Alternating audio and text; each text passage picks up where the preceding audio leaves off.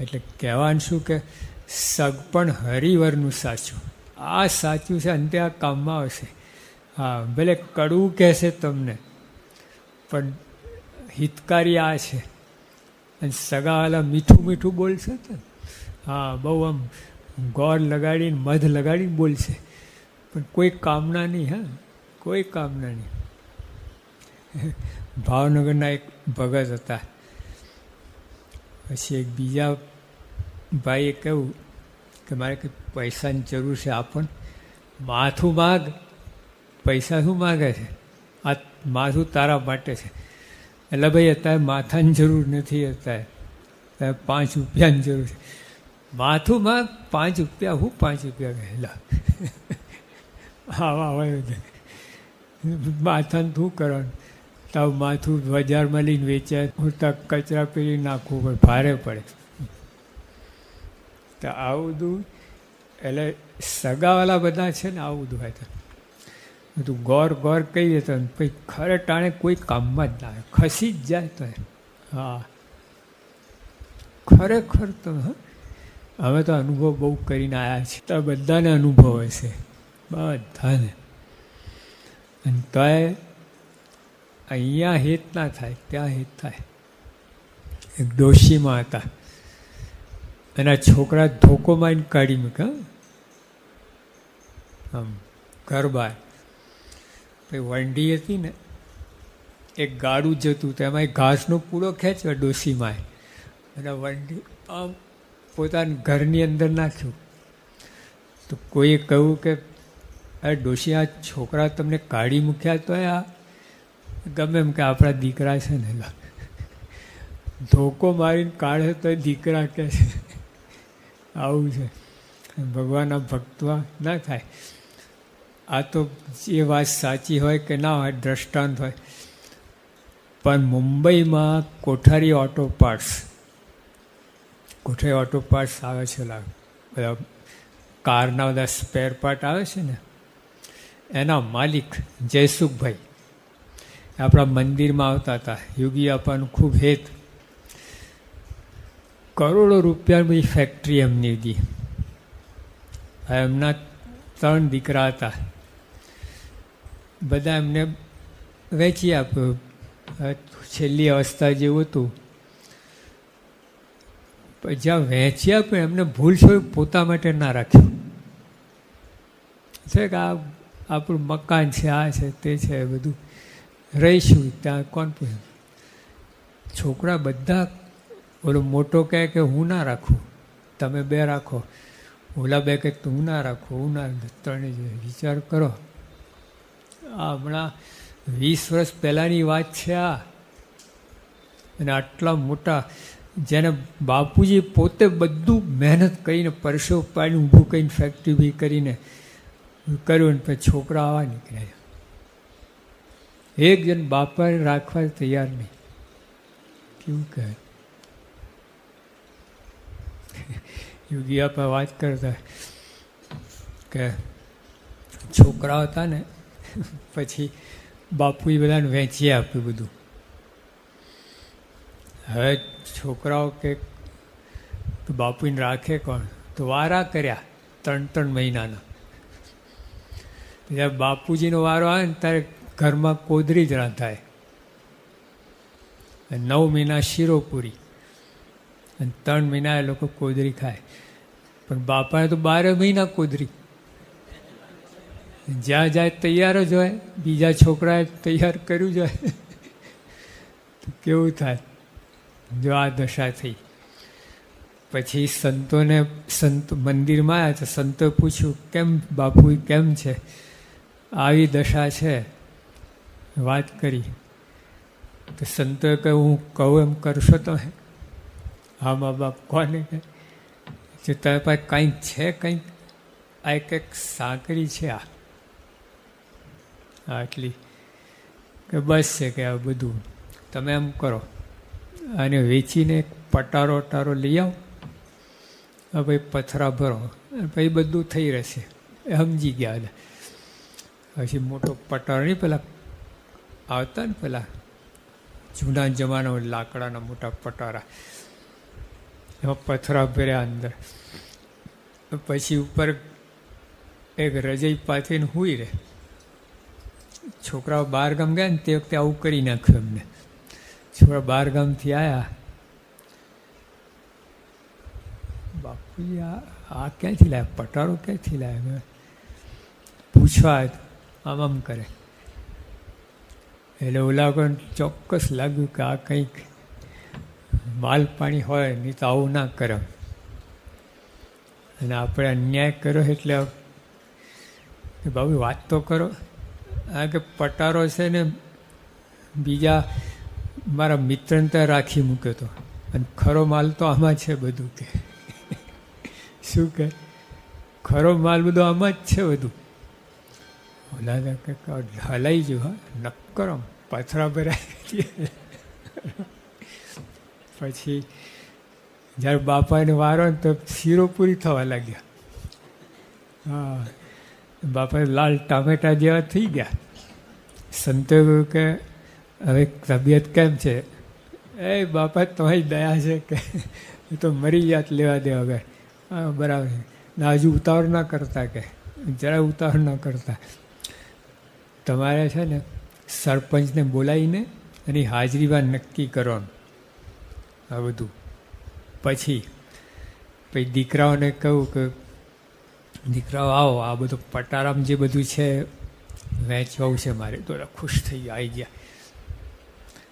કે એક શરત, એ પટાર સરપંચ આવ્યા છે એમને હું ચાવી આપું છું, અને હું મરી જાઉં પછી મારું 12મું કરો પછી આ પટારો ખોલવાનો. બરાબર બધું કર્યું ને ડોહાલ ધામમાં ગયા ને 12મું થયું ને પછી ઓલા છોકરાઓ તો ભેગા થઈ ગયા, સરપંચને બોલાયા, ખોલ્યું. સરપંચ હું જાઉં છું, તમે લોકો વેચી લેજો. કે છોકરા હારા તો પથરા છે બધા. એમને એમ કે નીચે હશે, ઉપર પથરા હોય તો નીચે હોય માલ. તો ઉપર કાઢતા ગયા, હાથ છોલાયા, પગ છોલાયા, હાથ આવ્યું.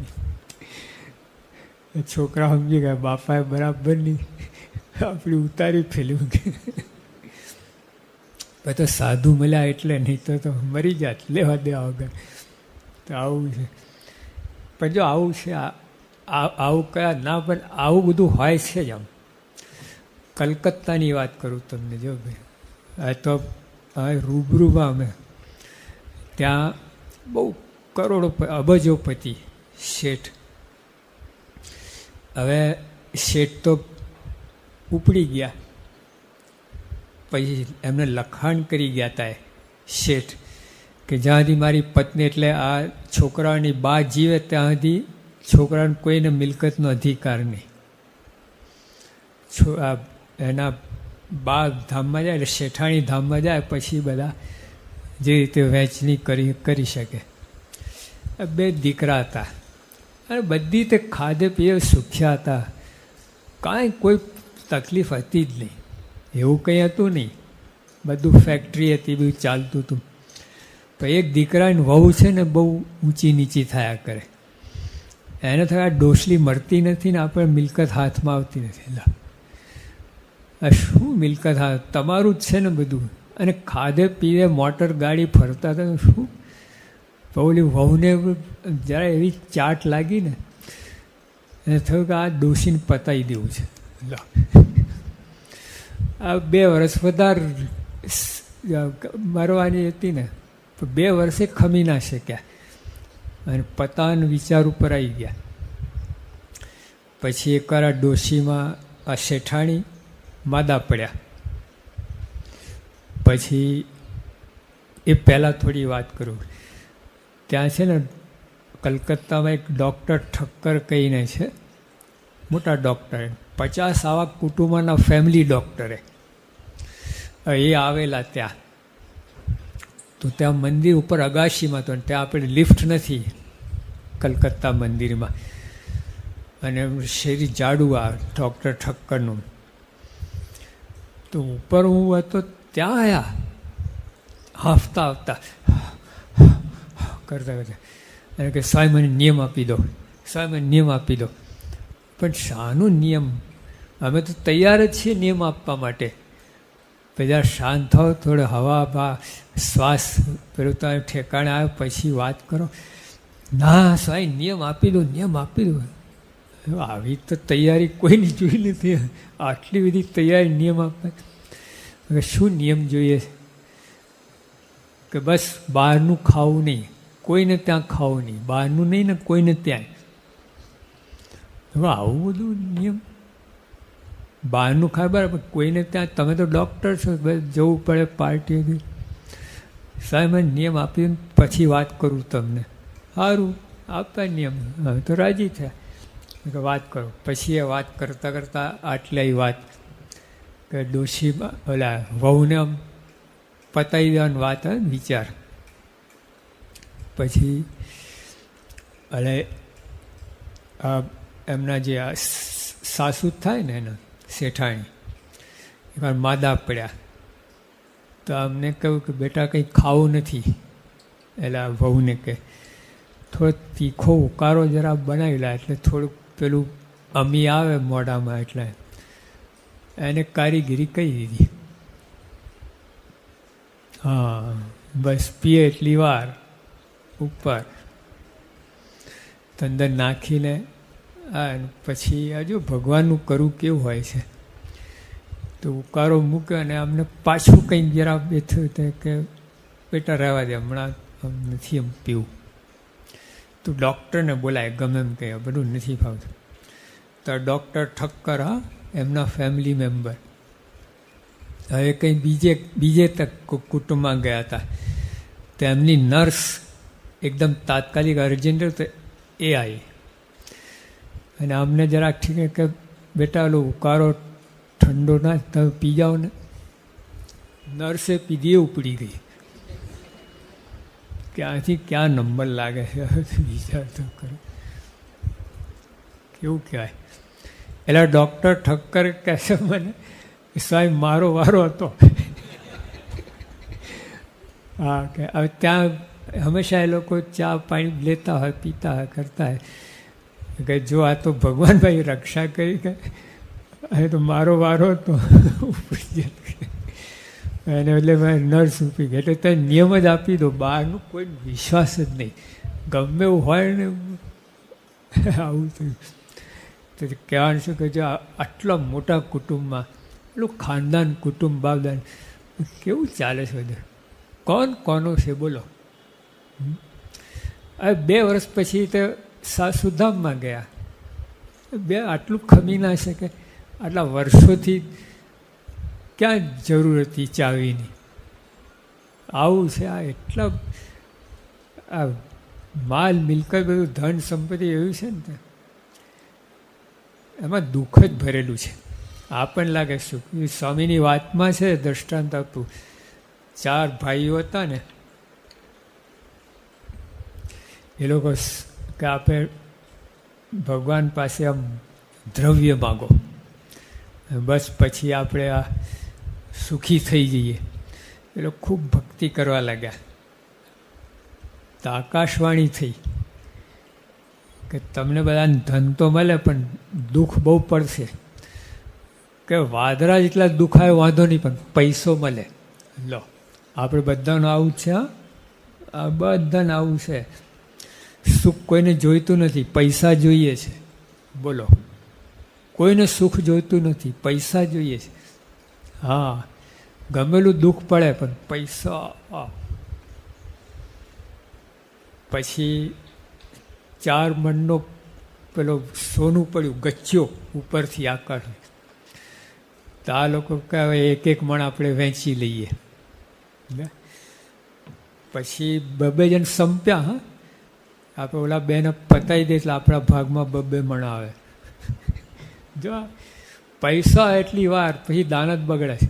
જો 2 ભાઈબંધ હોય ને, 2 ભાગીદાર હોય ને, ભેગા ભાગીદારમાં ધંધો કરતા હોય, થોડા વખત બરાબર છે ને પછી દાન જ બગડે. તારો નકામો ખાઈ જાય છે પૈસા, ભાગમાં લઈ જાય કંઈ કરતો નથી, દાન જ બગડે. પછી બધું બગડતું હોય છે, એકબીજાને કાઢવા માટે પ્રયત્ન. તો આ લોકો એવું કર્યું, બે સંપ્યા. પછી કે આપણે એમ કરો, આ વહેંચણી કર્યા પહેલાં આપણે એમ કરો, તમે ગામમાંથી લાડુ લઈ આવો, હવે લાડુ ખાઈએ પછી વહેંચણી કરીએ. તો એટલે ગામમાં લાડુ લેવા ગયા. તો એ લોકોએ શું કર્યું, એને ઝેર નાખ્યા, લાડુની અંદર ઝેર નાખ્યા. 2 પ્રકારના લાડુ બનાવ્યા, સરસ ઘીવાળા લચોલચ નહીં, શેરના, એમાં ઝેર નાખ્યું.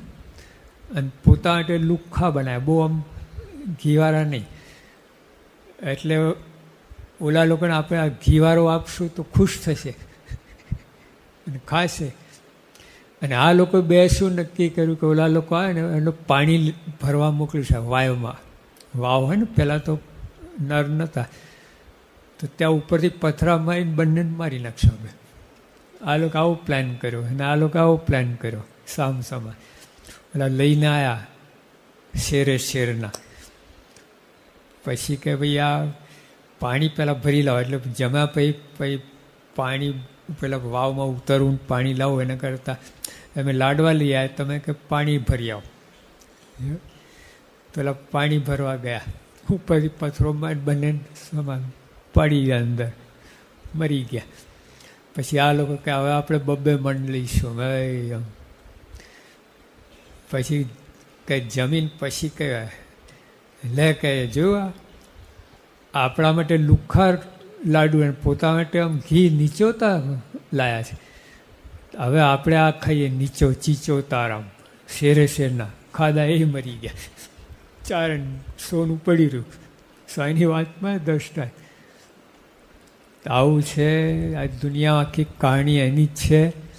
પૈસાને બધું તો આખી રામાયણ બધું બધાને ખબર હશે, કેટલું બધું બધા મુકાતું જ નથી એનો લોભ. હા, પૈસો મારો પરમેશ્વર, બાયડી મારો ગુરુ, છૈયા છોકરા સંસાર, સેવા કોની કરું? હા, બધું ઘરમાં જ છે. ભગવાને ઘરમાં, સંસવામ ઘરમાં, મંદિર બધું ઘરમાં, પૈસો બધું આવી ગયું એની અંદર. આવું છે.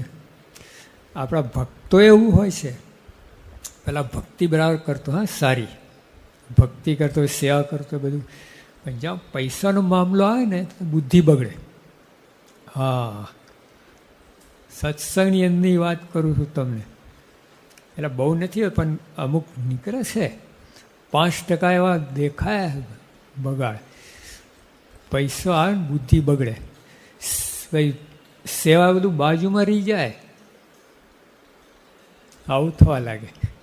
આવું થાય.